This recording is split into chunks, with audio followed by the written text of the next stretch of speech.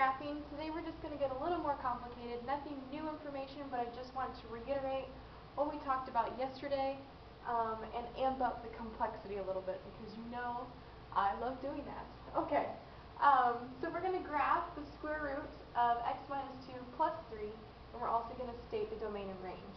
Okay, so we're going to start off with the same thing by making a table, graphing table, they're best friends. Okay, and we're going to apply that same philosophy that we used yesterday. We want to be taking square roots of nice numbers, which our nice numbers are 0, 1, 4, and 9. Okay, so that means I want to be taking the square root of 0, which means that this has to equal 0. So I'm going to have x minus 2 equals 0. So when I solve for x, I'm going to get x equals 2. That's my x value. Okay, when I plug in 2, 2 minus 2 is 0. Square root of 0 is 0. That's nice. Plus 3 is 3. Notice, when we're setting up which numbers to get for our x value, I'm not including this 3. I'm only counting what's underneath the square root, because that's important. We're only worried about getting the square root of a nice number. So we only want whatever's underneath the square root to equal those values, because those are nice values. Okay? When I set it equal to 1, I'm going to add 2 on both sides, so I get x equals 3. So when I put 3 in, 3 minus 2 is 1, square root of 1 is 1. Plus 3 is 4. Okay, I'm going to set it equal to 4. Add 2 to both sides, x equals 6. Put in 6 for x. 6 minus 2 is 4. Square root of 4 is 2. 2 plus 3 is 5. And then last but not least, I'm plugging in, I want to set it equal to 9.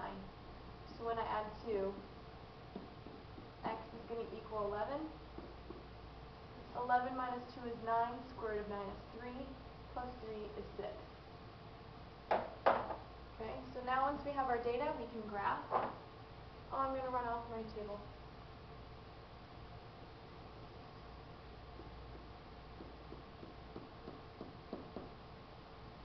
We could have just counted by 2s, but I didn't want to. Okay. My first ordered pair is 2, 3. Then I have 3, 4. Then I have 6. 1, 2, 3, 4, 5, 6. 5. And 11, 6. Okay, so we have this nice curve again.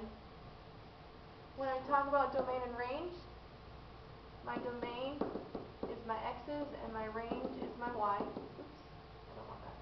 Okay, my starting point here is the ordered pair 2, 3, which means my x starts at 2 and my y starts at 3. Okay, from 2, are my x's getting bigger or smaller? Is the graph making my x's go bigger or smaller? Well, I'm getting bigger, so it's going to be greater than or equal to. And my y's, the graph is taking my y's from this point greater than the 3. So that's your domain and range. Okay? Pretty easy stuff, yeah? Okay, then we have this last one, and then we'll be done. Short video. Y equals 1/2 square root of 3x minus 1 plus 4. Okay. Same process. My target numbers are 0, 1, 4, 9 for my square root. Okay, so I'm taking only what's under my square root, which is 3x plus 1, and setting it equal to 0, 1, 4, 9. So when I set it equal to 0, I'm going to subtract 1, and then divide by 3. So x is negative 1/3.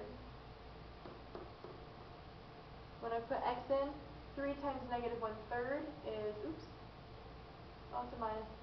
I'm going to adding, positive. Okay. When I add, 3 times 1/3 is 1, minus 1 is 0.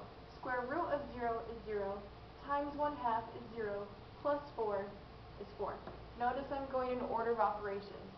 Parentheses, exponents, multiplication, addition. Okay? Now I'm going to set it equal to 1.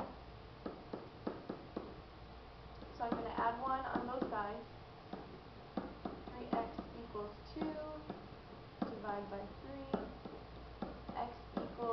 2/3.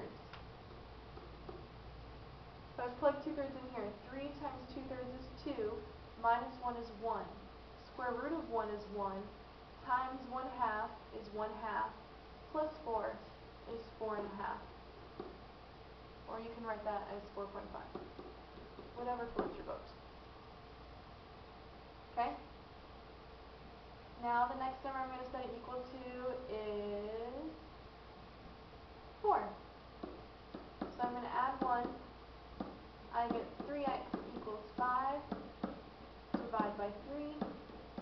X equals 5/3. You guys just love fractions right now, don't you? Uh-huh. Okay.